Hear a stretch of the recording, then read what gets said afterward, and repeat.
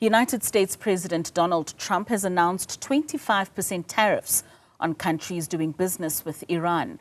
He says the levy will take immediate effect in a post on Social Truth. Now, the new tariff comes after Trump threatened to launch a military offensive if Tehran killed protesters. Just yesterday, Iran agreed to stand down from naval drills with South Africa, Russia and China after reportedly being requested to do so by Pretoria. Researcher at the Institute for Global Dialogue, Mikatekiso Kubayi, joins us for some analysis. And Tate Kubayi, thank you so much for your time and for joining us this evening. So the US is warning of these 25% tariffs on countries that are trading with Iran. How significant is this warning, and particularly for the South African economy? Well, any tariff is an issue worth taking seriously. Whether it's a retaliatory tariff, whether it's a punitive tariff, weaponized in this case by the Trump administration, you must always take it seriously. And consider how then to handle it. Of course, it has an impact on any economy, not just the South African economy. It makes it harder for our producers to sell their goods in the US market, and associated areas along the value chains, the respective value chains, and so on. But this is not new. I mean, this has been going on, throughout 2025. The Trump administration has made it very clear its position on Iran, its position on South Africa, its position on BRICS. Also threatening, action against members of the BRICS bloc. And by the way, it's the BRICS bloc that is hosting. That is running this naval exercise rather than just South Africa, Russia, China, and so on. It's actually a BRICS exercise. So. Most certainly. And of course, this happens at a time when the U.S. House of Representatives has given that agreement for the renewal of AGOA, and Minister of Trade and Industry Park Stow has welcomed that approval. He, in fact, has gone on to emphasize that South Africa is committed to a mature engagement regarding matters of mutual concern. And then he also extended with regards to some of the data that's coming from SARS, saying that SA and US total bilateral trade was $15 billion US in 2024, and that resulted in a trade surplus of $1 billion US, dominated by South Africa's exports of commodities. So how do you think that this particular threat on tariffs, especially on exports like vehicles as well as minerals, how would that impact our economy, especially with the reliance on AGOA? I don't think that South Africa is reliant on AGOA per se,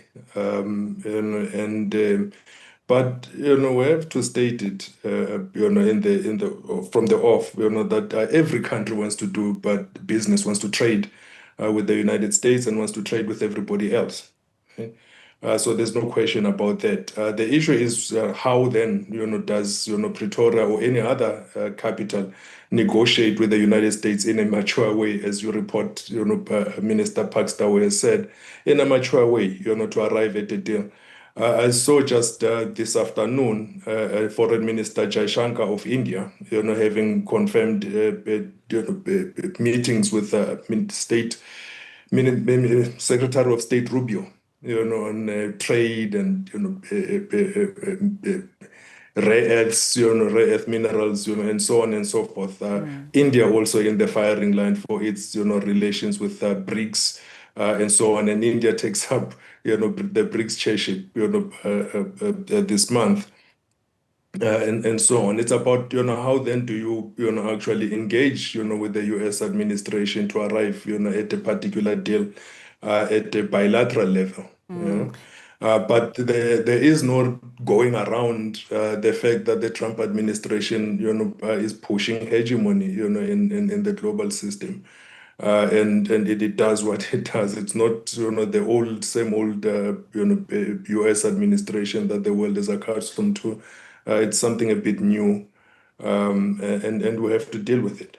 And dealing with this new administration that we're not necessarily accustomed to. I mean, South Africa has tried to maintain a very delicate diplomatic balance, especially now with engaging with Iran and then fostering those strong economic ties with the US. Do you think that some of these incidences complicate the situation for South Africa?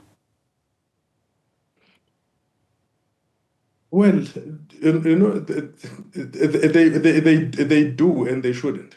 They do and they shouldn't. You see, there's the question of the extent to which South Africa is allowed its peace in the conduct of its sovereign affairs, right? South Africa, like any other country, does not want to be dominated by another. Africa as a region does not want to be dominated. Neither does any other region in the world want to be dominated by others. So sovereignty is important, for every country, for every region, of the world. The bottom line is that South Africa and every other country want to do trade with the United States. South Africa is not an enemy of the United States at all. It's not a threat to U.S. interests, either. And it should be, taken, from that light, that because we're not, an enemy of the United States or any other person or any other.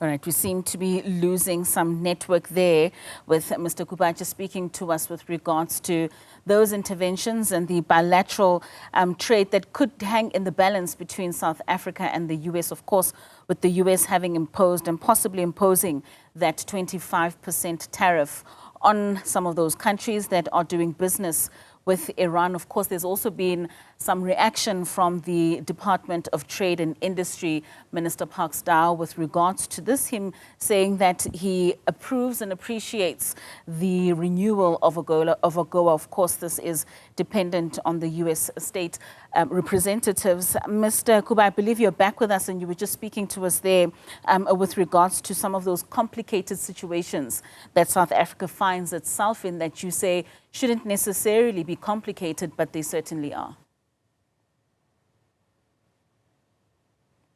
Right now, you have a Trump administration that has made it very clear. They released a national security strategy that maps out, its exact intentions for the global system.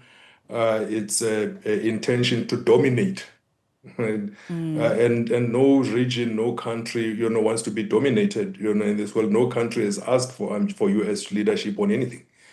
Countries want to be able to trade, with one another. They certainly want to trade with the United States on an equal footing, with mutual respect and so on. So our relations, with Iran, should not be dictated to, by any other party.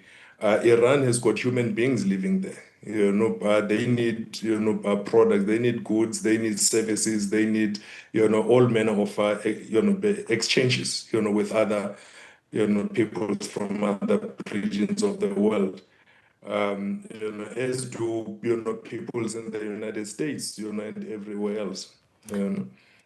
Similarly, we have relations with everybody else, China, with the BRICS, community, and so on, to be able to to have, relations. That does not mean, that South Africa now, has a particular issue or an attitude towards the United States or anything of that nature.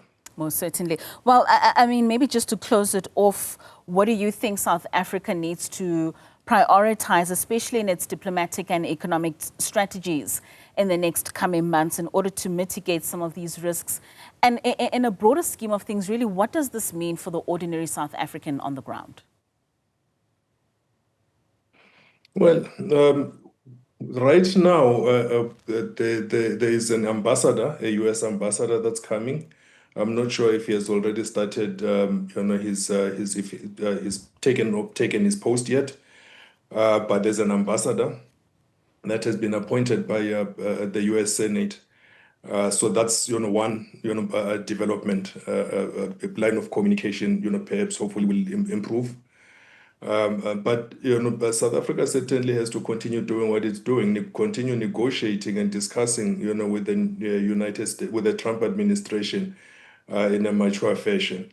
But it shouldn't stop its efforts at just that. The United States market isn't the only market in the world. It has to explore other markets as well.